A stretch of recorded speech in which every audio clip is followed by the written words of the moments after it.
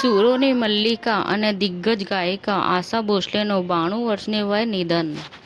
પાકિસ્તાનમાં મંત્રણા નિષ્ફળ જતા ડોનાલ્ડ ટ્રમ્પ લાલઘૂમ થયા. ઇરફાન શેખે કહ્યું કે all India Majlis-e Ittehadul Muslimeen AIMIM Gujarat એ રાષ્ટ્રીય પાર્ટી નથી, હૈદરાબાદમાં નોંધાયેલ રાજ્ય કક્ષાનો પક્ષ છે. સારા અલી ખાને આલિયા ભટ્ટની સફળતા પર ઈર્ષા અંગે ખુલાસો કર્યો અને કહ્યું કે મેં એક્ટર તરીકે તેના માટેની ઈર્ષાનો ત્યાગ કરી દીધો છે. મહિલાઓ માટે નિયમો કાનૂન તો ઘણા બન્યા, પરંતુ મહિલાઓ સામે હિંસા જારી. અધૂરા રોડથી લોકો હેરાન, તંત્ર નિષ્ક્રિય. જેતડા દિયોદર રોડ બન્યો મુશ્કેલીનો માર્ગ.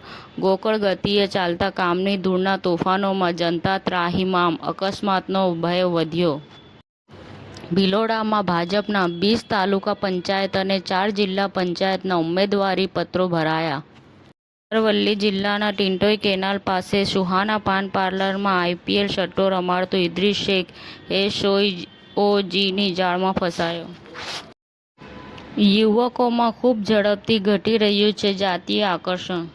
મોડાસામાં દ્વિતીય દિવ્યાંગ સમૂહ લગ્નોત્સવનું ભવ્ય આયોજન કરવામાં આવ્યું. 1 મેના રોજ 14 યુગલો પ્રભુતાના પગલાં માંડશે.